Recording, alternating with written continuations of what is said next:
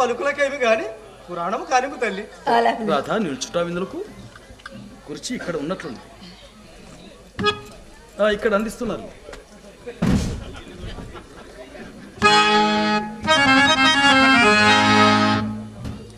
ఓహో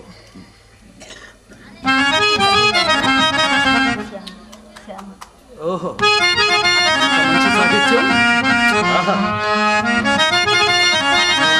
ధని అధనుడు రూపసి ఒప్పనివాడు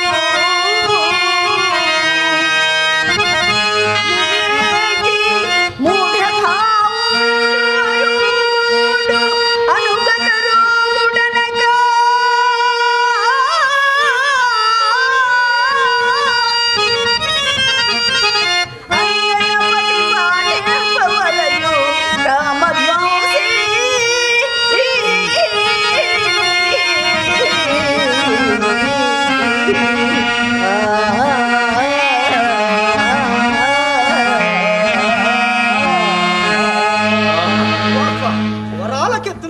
పద్యం మిత్రమా కదా. తర్వాత మెల్లగా వల్ల వేసింది కానీ అరటి పండు వలిచినట్టు దీని అర్థమంతి అడగవయ్యా చెబుతాను.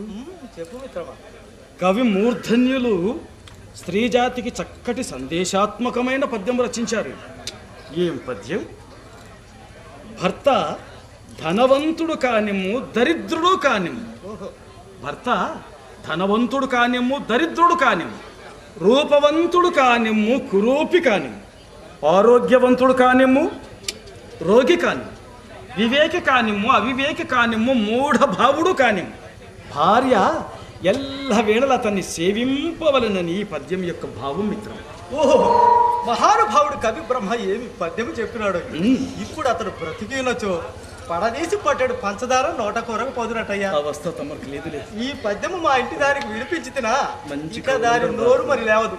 మా ఇంటి ఎదుటి వ్యాపారి పంతులు మూడో పెళ్లి పెళ్ళాము. ఎన్నో పెళ్లి? మూడో పెళ్లి పెళ్ళాము. కంటే కాసుల పేర్లు నాకు రావు. మీది నుండి క్రింది వరకు ఏవేవో తగిలించుకొని రాఖీ బొమ్మలు ఆగున గుమ్మములో నిల్చుండినప్పుడల్లా నా పాడగట్ట నాకు ఆ పిల్లను చూపి తనకు నేను అలాగున దిగబోయలేకపోతేనండి. మాటలు, ఆ మూతి విడుపులు, ఆ రుసరుసులు ఏమని చెప్పుతులే మిత్రమా. ఆ పైన నావి గుట్ట కనులట, నా ముక్కు బుర్ర ముక్కట, నేను మాట్లాడిన తుంపర తుపానట. నన్ను చూసి పెళ్లినాడే అసహ్యపడినదటయ్యా. మల్లకిలో తల వంచుకుని కూర్చున్నది కూడా 10 పాళ్ళు అందుకేనట. భర్త ఎంత కురుపి అయినను భార్య అతను కాళ్ళు కడిగి నెత్తిన చల్లుకొని తీరవలసినదేనే కదా పురాణాలు ఘోషిస్తున్నాయి. మరి మీ చెల్లాయికి ఇంతటి అజ్ఞానమేమో తప్పక ఎప్పుడే తేలవాలి. మా వదిన చక్కగా చదువుకున్నది కదా, దానికి ఇంతటి అదరి పాటు.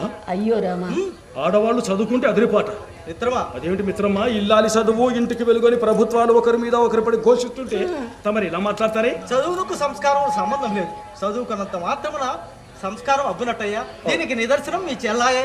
అయ్యో, అయినా మా చెల్లాయికి మీ చెల్లాయి సాటేటయ్యా. మా చెల్లాయి చూడండి, పుత్తడి బొమ్మ, మీ అమ్మాయి ఇత్తడి దింబే. అట్లానే కన్నయ్య మరి భార్యనేగా. అవును, మీ చెల్లాయే కదా. ఏంలా మా వదిన గారు కూడా చక్కగా ఉంటారు. నాన్నగారు ఎందుకో ఆలస్యంగా పిలిచాడు. నాన్నగారు ఎందుకు వస్తున్నా? నాన్నగారు మామగారు ఎందుకో స్వయంగా పిలిచినారే. ఎందులక మన పురాణం మంట కలపడుకు తల్లి. ఇది అంతయు ఆ శకున మహత్యమే. చెడు శకునము చెడు కలయును, చెడు హయమును చెడు గ్రహంబు చెడు స్నేహంబు,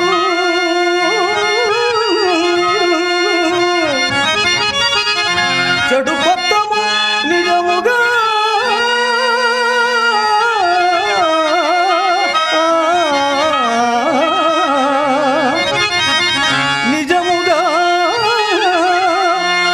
చెడుతనము చూపకుండా చందవు తృప్తి.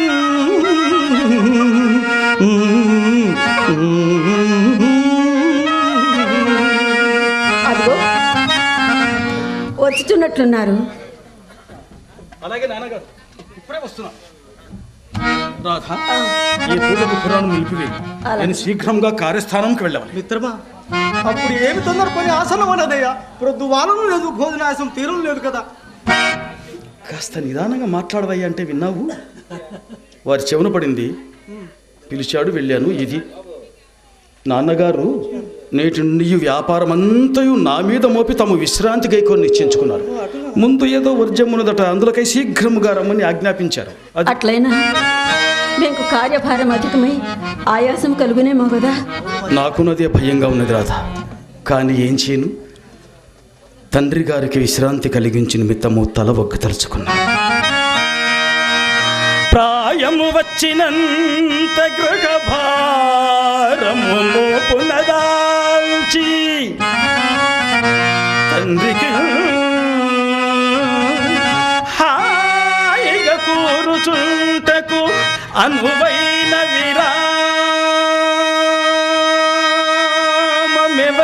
సేకురం చేయునో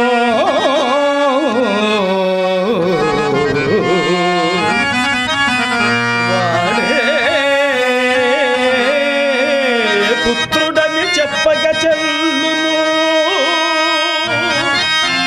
వార్ధకమున స్వీయతను భవ ప్రతతి చేత సపర్యలుగాంచులాడడే.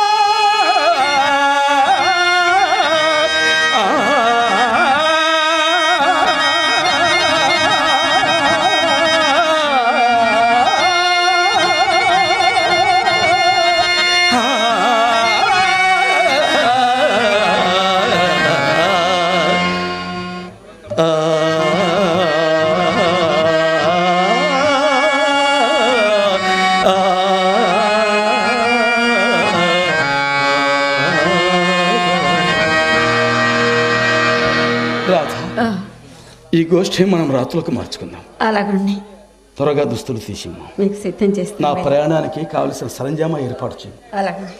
జాగ్రత్త సుమా. నాన్నగారు ఆవేశంగా ఉన్నారు. పద పద. మిత్రమా, అట్లయినా ప్రాయము రాక మునిపే మా నాయనగారికి కావలసినంత విశ్రాంతి కలిగించినానయ్యా. అవునవును, చిన్నతనం, పసితనం, చిన్నతనం. ఆయన పొడుము కుళ్ళు పగలగొట్టి స్వయముగా పొడుము చేసుకుని అవస్థ నివారించినాను. కొల్లాయి గుడ్డలు గోచుడు కింద చించుకు